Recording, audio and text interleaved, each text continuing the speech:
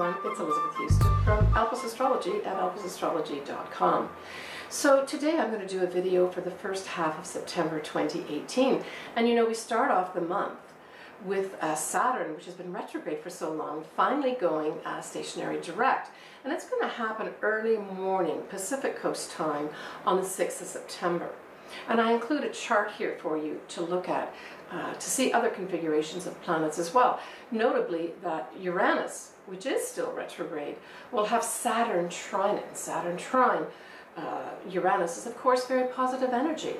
So with Saturn, it's saying, going direct, it's saying it's time. Now's the time to move forward. But Uranus retrograde says, but for what? Well, taking responsibility, getting serious over something that you've been waiting for months for, rolling up our sleeves and getting to work. But Saturn is also perfect justice. So it could mark a time of rewards for some of us coming our way. Perhaps specifically at the new moon in Virgo on the 9th of September. So watch out for that. So the new moon in Virgo occurs on the 9th of September at 11:02 a.m. Pacific time. So Virgo is all about paying attention to details. It's our thoughts. It can be writing things down as well, but it especially relates to our health, right? It sits on that axis. We may decide at this time to start a new diet or exercise regimen. You could also, with Neptune being opposite the Sun and Moon at this time, we could get inspiration to take a cherished dream, so that's Neptune, say eating better food, or losing some unhealthy weight that has been affecting your health. Maybe something's come up in your health that says, you know, you've got to do a few things here in terms of changing your diet and your exercise. So it could happen that at this time you make that decision to change something. What I would say with Neptune opposite this Sun and Moon, you could have some uneasy feelings of not measuring up come up, maybe even confusing emotions, or things could just be a little foggy. I would wait a few days if you can to put a concrete action in place, and certainly at this new moon take care with drugs and alcohol anytime Neptune is involved, especially as an opposition. But you know, we're going to have Mercury trining both Saturn and Uranus. So what I would say, maybe what you could do around this new moon is actually put a plan in writing. You know, put down the details of what you want to do. You could even put a vision board together. If it truly is a health issue that you've got to resolve, an exercise and a new diet with your food will help. That you can look at every day, and it can provide an inspiration of what you're aiming towards. Now, we do have the Sun and Moon trining Pluto, and this is just going to be transformative for us. So the idea with the Pluto being retrograde and the trine with the Sun and Moon, I would say this is going to be an inner transformation. So your thoughts may transform where you say, I'm really motivated to do this. So you'll have that extra little energy there that will provide you with not only inspiration, but that transformational ideas to put in action in the following days to this new moon. We have Mars at 29 degrees of Aquarius, and it'll be conjuncting the south nodes of the moon in Aquarius. And they're relatively speaking within orb, all right? Mars is of course direct now, so being direct, it's got, and at 29 degrees especially, the anaretic degree, it is at its peak of energy. So, you know, with Pluto, and remember Pluto is a higher octave of Mars, so with Pluto and Mars working together here, this suggests that there's going to be some transformative movement with energy, especially as it relates to letting go, and that goes back to the south nodes of the moon, which are essentially things that we need to let go of. We may easily default to them, but they're not helping us on our path in this time period. So this would be like habits that we have. It could even be people, places, or things that just don't work for us anymore. I know we've spoken about this for many months.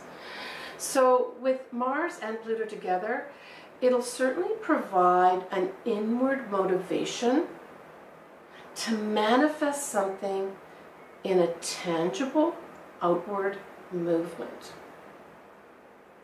Well, that's going to be positive movement. So work through any anger or frustrations. I always say that this could be a good time for a therapist or even just a good friend that you trust to, you may have some anger coming up or frustrations, even though this is positive at this time. Look to someone that you trust where you can vent a bit, if this comes up for you, but it may not come up for you at all. What may come up is, wow, I've got the energy to move forward, and I feel like I've got this power and something's changed inside me where I feel now I can use outward movement, positive action to make some needed changes. And this could be small or big. Now we've got Venus will be going into Scorpio at 0 degrees. This is also an important point for a planet. 0 degrees and 29 degrees are very important. So this is new energy for Venus. So Venus being in Scorpio is very deep, very passionate.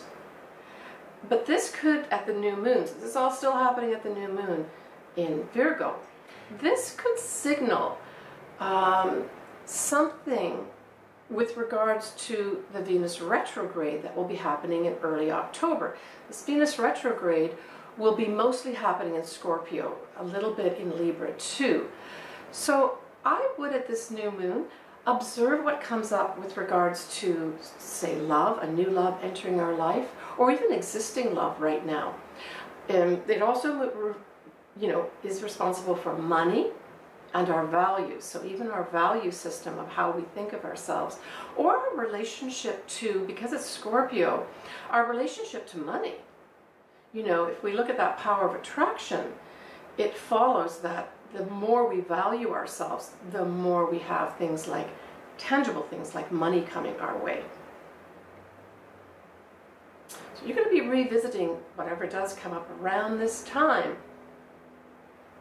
early October and beyond, when Venus goes retrograde in Scorpio and a little bit of Libra. I'll cover this more as it actually happens in October in more detail. Now, when we look at the 12th of September, we have Venus in Scorpio will be pretty closely conjuncting a moon, which is in Libra, and it'll be sextiling both Saturn, which as we mentioned is direct, and Uranus, which is still retrograde. So to me, this says some unexpected opportunity may come up with regards to love, money, or our values.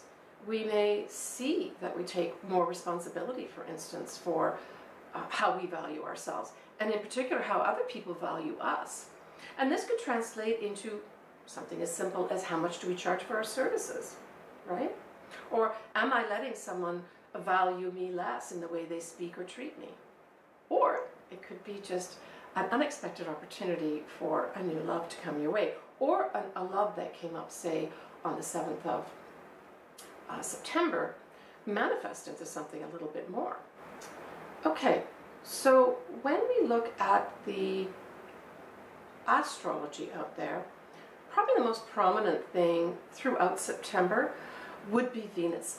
All right, now Venus is still going to be very bright early September in the sky. So when the sun starts setting in the west, go look out and still see Venus. It's amazingly bright right now. But know that as it makes its way through September, Venus will basically start disappearing, and you'll just see parts of Venus, especially if you use a telescope or binoculars. And it'll actually go very quickly into the sunset towards the end of September. So really enjoy that Venus shining so brightly at the beginning, certainly the first 2 weeks of September. The sun is setting earlier. This is what's happening. Venus will eventually become a morning star, and so for those that are early morning risers, you're going to be able to see Venus early October. The other thing is, around the 8th of September, now this is early morning, so this is 6 a.m. if you get up, you can see that you'll see the moon, right? And then right below it, you're going to see Mercury shimmering away. And from the 12th to the 20th September, the moon goes near Venus, then it proceeds to go above Jupiter, and then to the left of Saturn.